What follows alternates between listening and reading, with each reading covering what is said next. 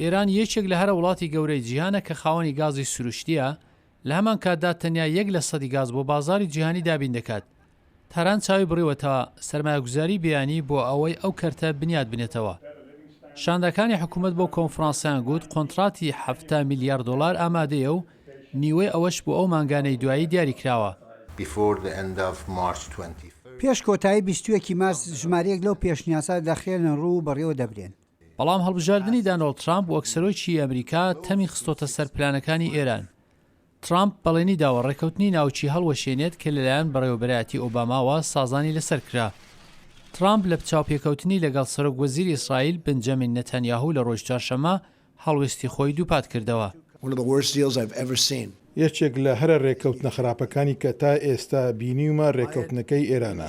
بەڕێوەبەراتی من هەرزوو گەمارۆی نوێی بەسەر ئێراندا سەپاندووە. ئەو مانگە بەشی کۆمپانی تۆتال کودی تەواوکردنی ڕێکەوتنی سەرمایه‌گوزاری لەگەڵ ئێران ڕادەگیرێت تا و کاتەی واشنگتن چاوپۆشیکردنی خۆی بۆ سەر گەمارۆکانی ئێران نوێ دەکاتەوە.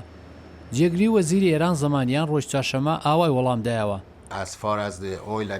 تا ئەو جێگای پەیوەندی بە پیشەسازی نەوت و گاز و ڕەوایی پەیمانی هاوبەشی کردار هەیە، ڕەنگە ئەوە مەسەلەیەک بێت کە بتوانین بەسەر ئەو ناڕوونیانەدا زاڵ بین کە بەهۆی ئەم مەسەلەیە لە واشنگتن خوڵقاوە.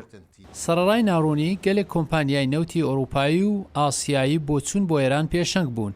کۆمپانیای بریتانیای هۆلەندی ناسراو بە شێڵ لە مانگی دەسەمبر دەست پێشخەری ڕێکەوتنێک لەگەڵ ئێران بوو.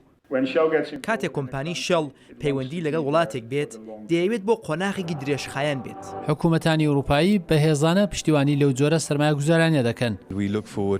ئێمە چاوەڕوانی پەرەپێدانی هاوکاری زیاتر لە کەرتی گاز و نەوت دەکەین لە نێوان بەریتانیا و ئێراندا. سەرۆکی شاندای تالانکوتی سەردانی ئەم دوانەی سەرۆکی ڕێبازی دەرەوەی یەکێتی ئەوروپا فێدریکا مۆغرینی بۆ واشنگتن سەرمایه‌گوزاران دڵنیاتر دەکاتەوە.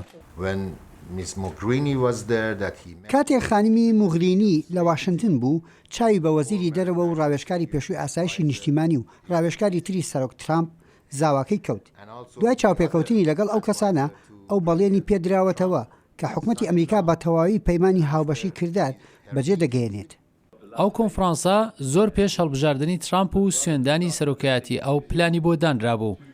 لە دۆخی سیاسی نوێدا گرفت بۆ ئێرانەوەیە کۆمپانیەکانی بیانی بە قەنەعات بگەێنێت کە کەرتەکانی نەوت و گاز سەرمایه‌گوزاریی سڵامەت و پارێزراون.